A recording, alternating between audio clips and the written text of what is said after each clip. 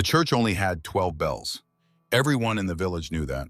So when the 13th rang at midnight, they stopped breathing, because it meant someone else was coming down from the mountain. Oslenburg was a small village in the Austrian Alps, forgotten by time, where winter clung even to summer's edge.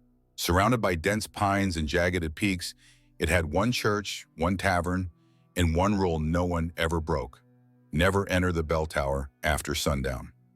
The bell tower was old, older than the church itself.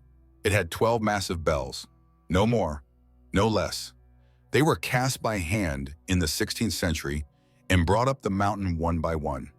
Each rang at a specific hour, each with a slightly different tone. One for every apostle, said the priest. But there was a rumor that sometimes when the fog was too thick and the wind too quiet, a 13th bell rang. It was lower, slower, wrong. Elise Vinter, 27, was the village's new archivist. She had recently returned from Vienna to care for her ailing grandmother and took up work restoring the church's historical records. She was practical, educated, unafraid of old legends. Until the night it rang, she had stayed late in the chapel, poring over brittle parchment when the first stroke echoed through the stone. 12 chimes. She smiled. Midnight. Time to go. Then came the 13th, a deeper clang like something scraped from beneath the earth.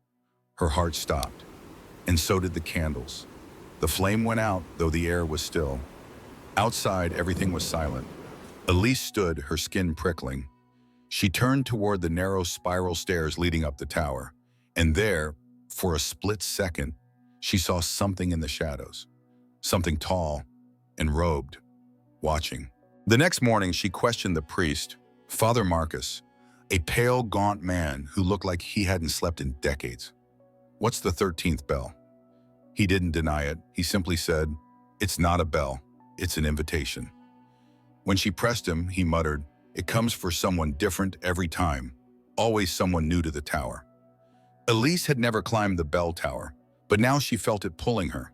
In the old records, she found a note written in Latin, Tertius decimus non est campana, est custos, qui audit se offert. She translated it carefully. The 13th is not a bell, it is the guardian. The one who hears offers themselves. Elise returned that night.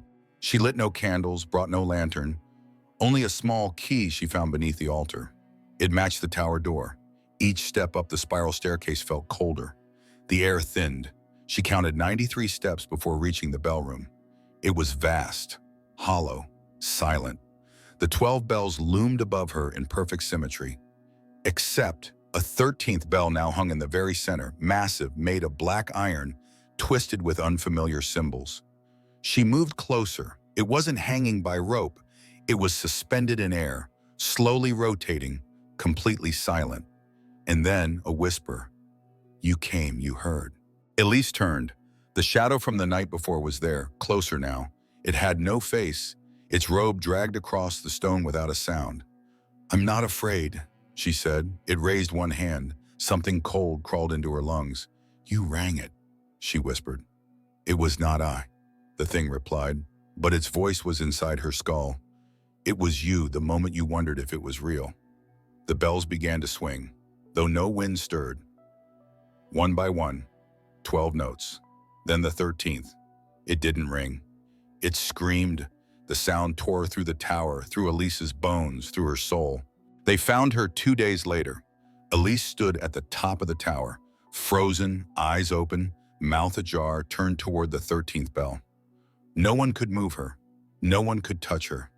Every time they tried, the bells would tremble, threatening to ring. Eventually, they sealed the tower again, but every few years, a new sound is heard. A 14th tone, low, wrong, and always when a new archivist comes to town. They found her 2 days later.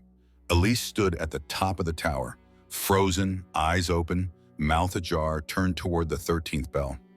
No one could move her. No one could touch her. Every time they tried, the bells would tremble, threatening to ring.